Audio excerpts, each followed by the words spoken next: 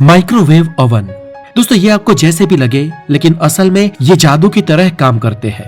ये बिना किसी बाहरी गर्माहट से, इनफैक्ट अंदर भी ज्यादा गर्म हुए बिना, इवन आपके बर्तन को भी बिना गर्म किए खाने को बखूबी पका लेते हैं। पर आखिर ये ऐसा कैसे कर पाते हैं? और इनके बहुत सारे फायदों के बावजूद कुछ लोगों को इलेक्ट्रोमैग्नेटिक रेडिएशन की वजह से उनके स्वास्थ्य खतरों की चिंता होती है। क्या माइक्रोवेव से आपको वाकई में कोई नुकसान हो सकता है? इस वीडियो में हम इन सब सवालों के जवाबों को ढूंढने की कोशिश करेंगे।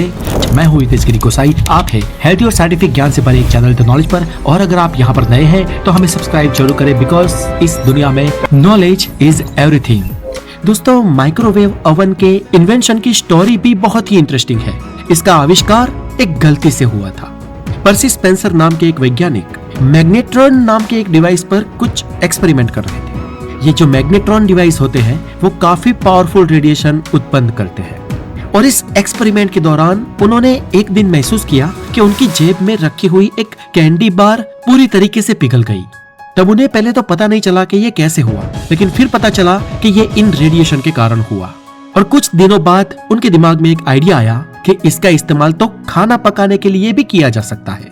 अब यहाँ पर सवाल ये है कि इस माइक्रोवेव रेडिएशन में ऐसा तो क्या था जिससे कैंडी बार पिघल गई? तो दोस्तों ये माइक्रोवेव्स जो होते हैं वो एक पर्टिकुलर स्पेक्ट्रम में इलेक्ट्रोमैग्नेटिक वेव्स को प्रोड्यूस करते हैं। किसी भी और इलेक्ट्रोमैग्नेटिक वेव की तरह इनमें भी एक ऑसिलेटिंग इलेक्ट्रिक मैग्नेटिक फील्ड होती है।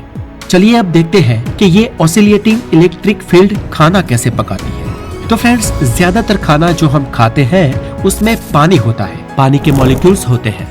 और पानी के मॉलिक्यूल में जो हाइड्रोजन एटम्स होते हैं उनके बीच 104 डिग्री का एंगल होता है।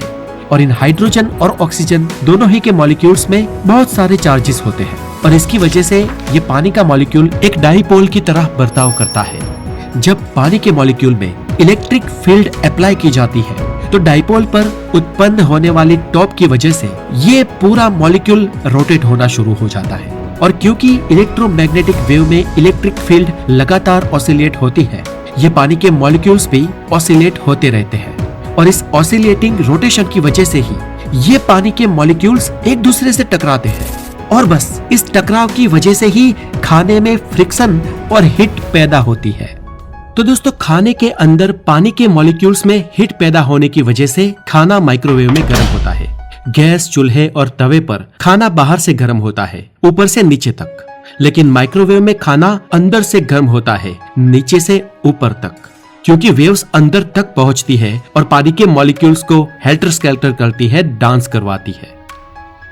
अब देखते हैं कि इस हीट पैदा करने वाली सिस्टम को एक वर्केबल प्रोडक्ट के रूप में कैसे कन्वर्ट किया जा सकता है। तो फ्रेंड्स, इलेक्ट्रोमैग्नेटिक वेव्स की एनर्जी को प्रॉपरली ठीक तरीके से यूज कर पाने के लिए इसे कई बार रीयूज किया जाना चाहिए। शॉर्ट में कहूँ तो माइक्रोवेव्स के अंदर खाना पकाने के लिए इलेक्ट्रोमैग्नेटिक वेव्स बार बार यूज होकर उस खाने पर पड़नी चाहिए। और इसे अचीव करने का एक अच्छा तरीका है जो है कि इसे रिफ्लेक्ट किया जाए और एक पर्टिकुलर एरिया में ही रखा जाए।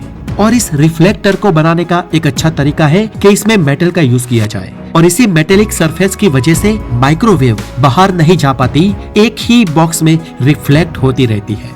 और चारों ओर मेटालिक बॉडी होने की वजह से ये माइक्रोवेव्स इसके चैम्बर में ही लगातार रिफ्लेक्ट होती रहेंगी। और इस तरीके से हम इलेक्ट्रोमैग्नेटिक वेव्स की रेडिएशन को एक सीमित जगह पर बंद रख पाएंगे। पर इलेक्ट्रोमैग्नेटिक वेव्स को ट्रैप करने की सबसे अच्छी तकनीक है रेजोनेंस ग्रेविटी।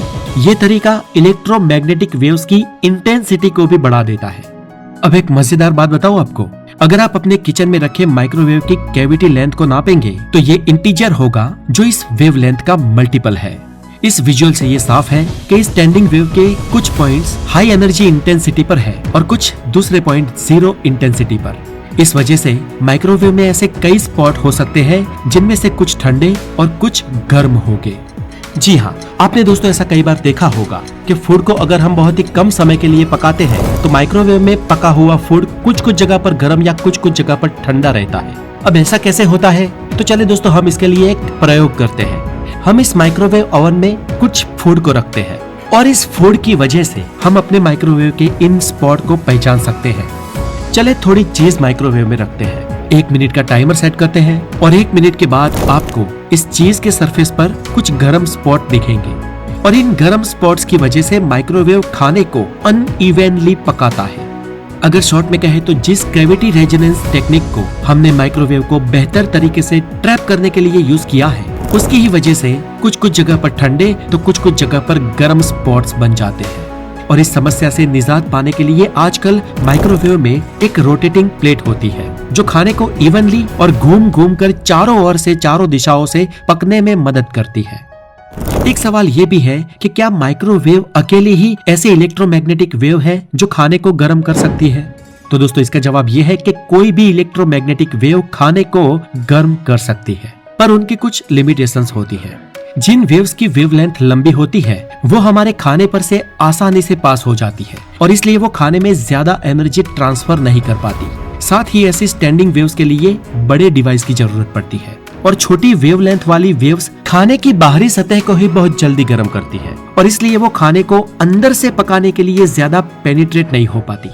और इसलिए हमें अगर खाने को अंदर से पकाना है तो हमें एक बहुत ही पावरफुल हाई सोर्स चाहिए होगा जो मुमकिन ही नहीं है। लेकिन माइक्रोवेव की वेव्स में वो फ्रीक्वेंसी सभी प्रैक्टिकल पर्पस के लिए सूटेबल होती है और जिसके लिए लाइसेंस की भी जरूरत नहीं थी और जो थी 2.45 गीगाहर्ट्ज।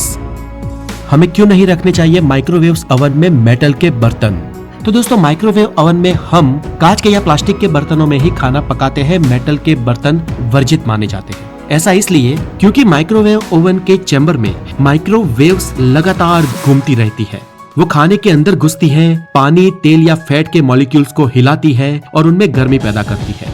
ये वेव्स माइक्रोवेव चैम्बर के अंदर हर चीज के साथ टकराती है, लेकिन मेटल के साथ टकराने से कुछ अलग होता है। मेटल बिजली का वाहक होता है, उसका कंडक्टर होता है और इसलिए जब माइक्रोवेव के अंदर अगर हम मेटल की कोई चीज रखें तो मेटल का वो बर्तन वेव्स को सोखने की जगह उसे रिफ्लेक्ट करेगा। अब आप सोचिए कि माइक्रोवेव के अंदर वेव्स इधर उधर घूम रही है और मेटल उसे लगातार बाउंस करेगा। तो ऐसे में पहला प्रॉब्लम तो ये होगा कि जब वेव्स मेटल की सतह से टकराएगी तो सरफेस पर इलेक्ट्रॉन बहुत ही तेजी से हिलने लगेंगे और एक स्पार्क या चिंगारी पैदा हो सकती है और इससे माइक्रोवेव के अंदर आग भी लग सकती है। दूसरी प्रॉब्लम यह है कि ये मैटर वेव्स को अंदर से ही बाउंस करता है, इसलिए वो वेव्स ओवन के अंदर लगे उसे पैदा करने वाले मैग्नेटॉन में वापस जा सकती है और अगर ऐसा बार बार होता है तो माइक्रोवेव खराब हो सकता है, बिगड़ सकता है। तो फिर अब ग्लास या प्लास्टिक में ऐसा क्यों नहीं होता? तो दोस्तों ग्लास, प्लास्टिक या सिरामिक से बने बर्तन बिजली के वाहक नहीं होते हैं, यानी कि नॉन कंडक्टर होते हैं और इस वजह से माइक्रोवेव्स उन बर्तनों के आर पार जा सकती है, जिस वजह से उनसे माइक्रोवेव को कोई खतरा नहीं है। लेकिन क्या हमें माइक्रोवेव से खतरा है? चले ये जानते हैं। क्या माइक्रोवेव हेल्थ के लिए नुकसानकारक है? अगर हम एक ओवन की माइक्रोवेव्स के साथ डायरेक्ट कांटेक्ट में आ जाए तो ये हमारे लिए खतरनाक हो सकता है, पर परेशान मत होइए।